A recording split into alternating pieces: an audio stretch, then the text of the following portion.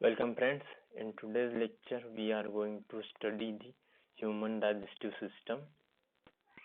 Basically in this lecture I will read your NCERT book line one by one and each line I will explain in details. सबसे पहले शुरुआत करते हैं definition of digestion. आप समझ ही जाओगे कि मैं डायरेक्टली ये डाइजेशन का डेफिनेशन क्यों पढ़ रहा हूँ, पहले के कुछ लाइंस छोड़ रहा हूँ. डोंट वरी, मैं each and every line explain करूंगा और पढ़ के भी दिखाऊंगा, फिर आपको समझ में आएगा what is the difference between reading by yourself and teacher के साथ पढ़ने में क्या अंतर है. सो यहाँ पे सबसे पहले ये चैप्टर 4 सब पोर्शंस में, सब टॉपिक्स में डिवाइडेड है. पहला ही डाइजेस्टिव सिस्टम जिसमें एनाटॉमी है, मतलब one by one mouth, oesophagus, stomach, ये सारी पूरी की पूरी एलिमेंट्री कैनाल डिस्कस की है. कौन सा पार्ट कहाँ पे लेफ्ट साइड में है या राइट साइड में है. हम देखेंगे कि फिगर कैसे रीड करना है, कैसे उसे याद रखना है. So let start very first topic, digestive system, that is the anatomy. So I'll read this definition. Look at here. This process of conversion of complex food substances to simple absorbable forms is called digestion. यहाँ पे आपको एक चीज यहाँ पे लिखनी है, simple एब्सॉर्बेबल मतलब कौन से, ऑर्गेनिक या इनऑर्गेनिक. तो यहाँ पे लिखना है इन बिटवीन सिंपल एंड एब्सॉर्बेबल के बीच में सिंपल, ऑर्गेनिक, एब्सॉर्बेबल फॉर्म्स.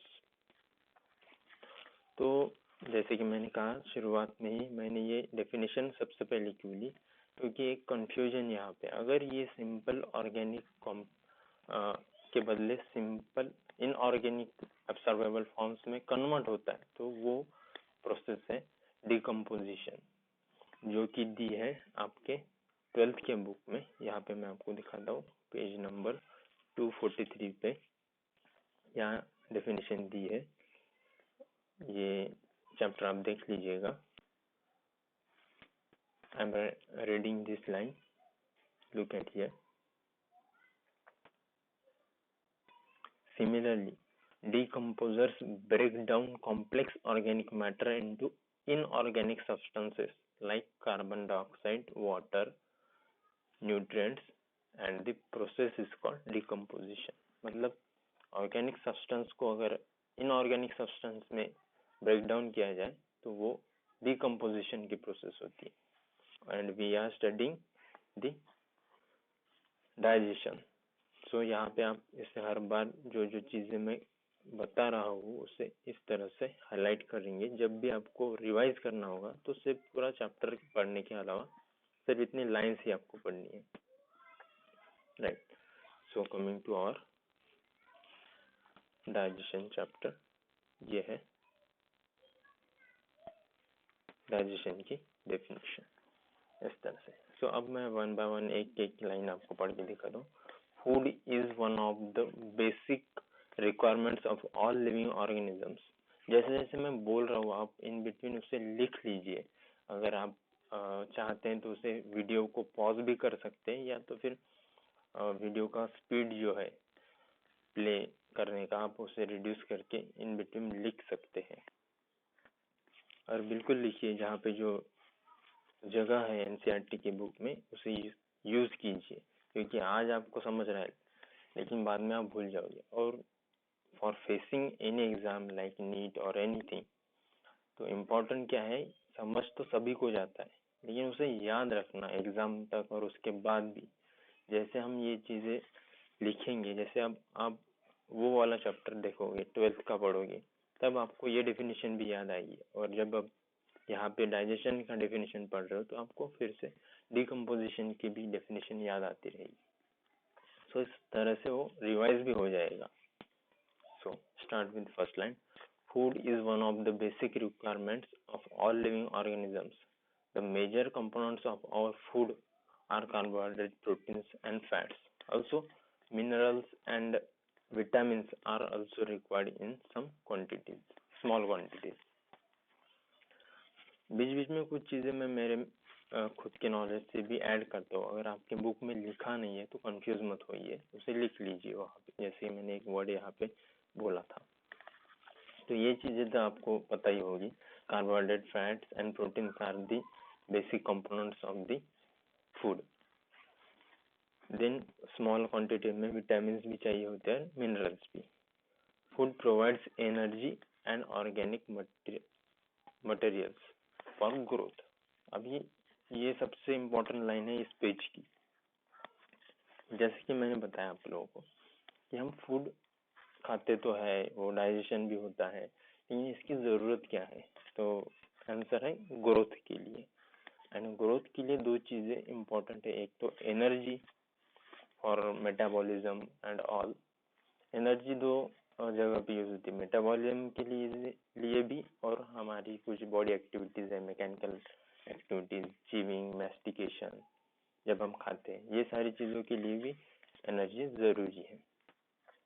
अब आप ये मैंने ग्रोथ को अंडरलाइन किया है। ग्रोथ का मतलब आपको प्लांट का जो चैप्टर है प्लांट ग्रोथ, उसमें अच्छे से एक्सप्लेन किया है। जब वो चैप्टर हम पढ़ेंगे वहाँ पे मैं डिटेल में बताऊंगा। अभी यहाँ पे एक ही बात बताता हूँ कि ग्रोथ मतलब ये नहीं कि सिर्फ मास बढ़ रहा है या रिप्रोडक्शन हो रहा है। जैसे कुछ एनिमल्स ऑर्गेनिज्म अगर ऐसे है कि जिनका रिप्रोडक्शन नहीं हो पा रहा है किसी डिसऑर्डर की वजह से या किसी माल फंक्शनिंग के कारण, तो क्या हम उसे कहते हैं वो लिविंग ऑर्गेनिज्म नहीं है? ऐसा नहीं है। जैसे कोई स्टेराइल कपल है, कोई पेरेंट्स है, उनको अगर बच्चा नहीं होता तो हम उसे नॉन लिविंग थोड़ी ही कहते हैं। तो growth is even though a property of living organism, but it is not always necessary. तो necessary property of living organism क्या है कि there should be a metabolism, मतलब एक कॉम्प्लेक्स ऑर्गेनिक सब्सटेंस दूसरे ऑर्गेनिक सब्सटेंस में या इनऑर्गेनिक सब्सटेंस में कन्वर्ट हो रहा है, उससे एनर्जी मिल रही है उस कन्वर्जन के प्रोसेस में। Like example of that process let us से डाइजेशन। सो इस हिसाब से ये ग्रोथ है। बाद में हम देखते जाएंगे, जैसे अगर वन बाय वन लेयर किसी माउंटेन पे चढ़ते जा रहे हैं, भले वो वहाँ पे मास इंक्रीज हो रहा है, लेकिन वो लिविंग ऑर्गेनिज्म, ग्रोथ वही वहाँ पे भी है। सो ग्रोथ एंड फूड किस लिए चाहिए? ग्रोथ के लिए as well as the repair of tissues. दो फंक्शन है, राइट? एनर्जी तो देती ही है ग्रोथ के लिए, एंड जो अगर मान लीजिए आपको कुछ इंजरी हुई है तो उसके रिकवरी के लिए, रिपेयर के लिए भी फूड एंड एनर्जी जरूरी है। The water we take in plays an important role in the metabolic processes and also prevents dehydration of the body. Biomicromolecules, not micro, biomacromolecules of food or in the food cannot be utilized by our body in their original form. ये macromolecules है और वो convert होंगे फिर micromolecules में, right? तभी जाके हम उसे यूटिलाइज कर पाएंगे। एक एग्जांपल मैं बताता हूँ आपको। जैसे आपने इंसुलिन सुना होगा, एक actually it is a chemical and it is present in the form of protein. तो क्या आपने कभी देखा ऐसी इंसुलिन की टैबलेट या सिरप है? नहीं होता, क्योंकि अगर हम उसे ओरली लेते हैं, इन डाइजेस्टिव सिस्टम उसे इंटेक करते हैं, तो व्हाट विल हैपन कि वो डाइजेस्ट हो जाएगा, वो माइक्रोमोलिक्यूल्स में ब्रेक डाउन हो जाएगा। तो लेकिन हमारी बॉडी में वो as it is insulin protein as it is चाहिए। सो डायरेक्टली हम क्या करते हैं, इंजेक्ट करते हैं with the help of injection. ये डिफरेंस है एक्सपीरियंस का। लेट अस से look at here, they have to be broken down and converted into simple substances in digestive system. Now, our definition: this process of conversion of complex food substances, here the complex organic substances, to simple organic absorbable forms is called digestion.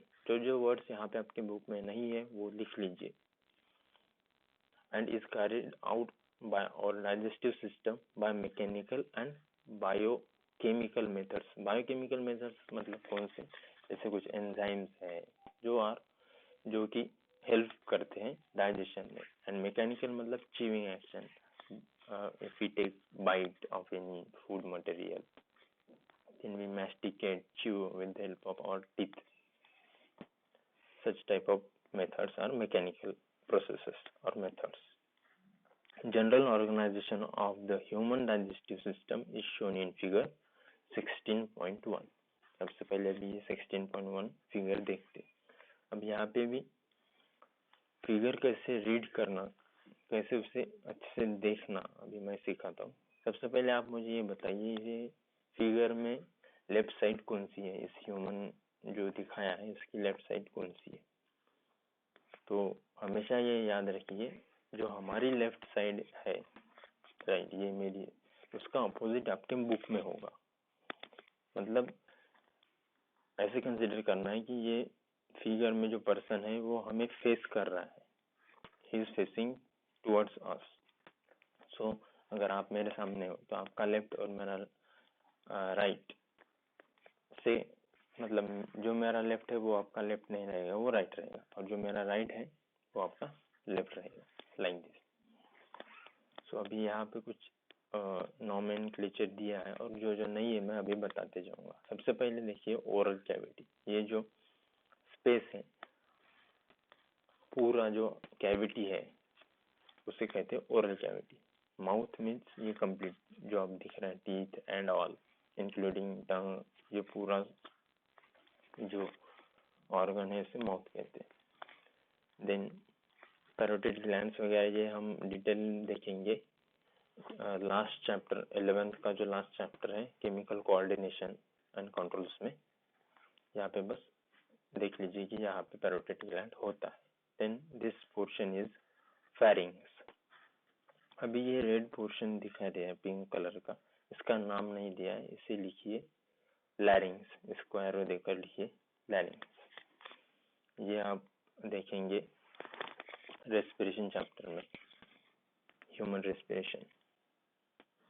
Then ये tube like structure जो है ये है oesophagus. Then here on the right side of this human and my left side और your left side there is a liver, और एक छोटा organ gall bladder भी दिया है जो कि बाइल जूस को कॉन्सेंट्रेट करता है, स्टोर करता है। Then this J shaped structure is the stomach, it is on the right side of human, मतलब किसी भी ह्यूमन के राइट साइड में रहेगा stomach, slightly right. Then pancreas दिखाया है, ये डिओडेनम, डिओडेनम ये एक एक्चुअली पार्ट है स्मॉल इंटेस्टाइन। स्मॉल और लार्ज कैसे देखना है, उसका डायमीटर जो दिखते साथ आपको समझ जाएगा, स्मॉल डायमीटर है मतलब स्मॉल इंटेस्टाइन। और ये सारी जो पार्ट्स है इंटेस्टाइन के वन बाय वन मैं आपको एक्सप्लेन भी करूंगा जब आगे की लाइंस पढ़ेंगे तब। अभी आप देख लीजिए, सबसे पहले है डिओडेनम यहाँ पे, देन है जेजुनम, फिर सबसे आखिरी जो पार्ट है स्मॉल इंटेस्टाइन का ये है इलियम। ये ई को हाईलाइट कर दीजिएगा क्योंकि एक इलियम नाम का बोन भी होता है, राइट।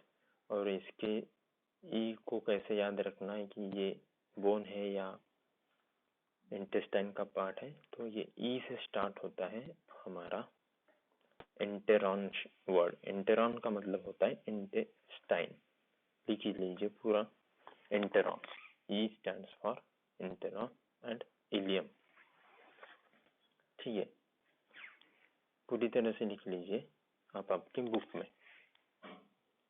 देन इलियम के बाद आ रहा है सीकम, ये बाद में फिर ये जो वर्टिकल पोर्शन दिख रहा है इंटेस्टाइन का ये है असेंडिंग कोलन, ये एक्चुअली है लार्ज इंटेस्टाइन का पार्ट। और ये जो ट्रांसवर्स तरीके, ये हॉरिजॉन्टल जो है ट्रांसवर्स कोलन, देन आगे जाकर वो डिसेंडिंग कोलन बन जाएगा। एंड फाइनली यहाँ पे एक सिग्मोइड कोलन है, ये एस के शेप की तरह है इसलिए इसका नाम है सिग्मोइड, राइट।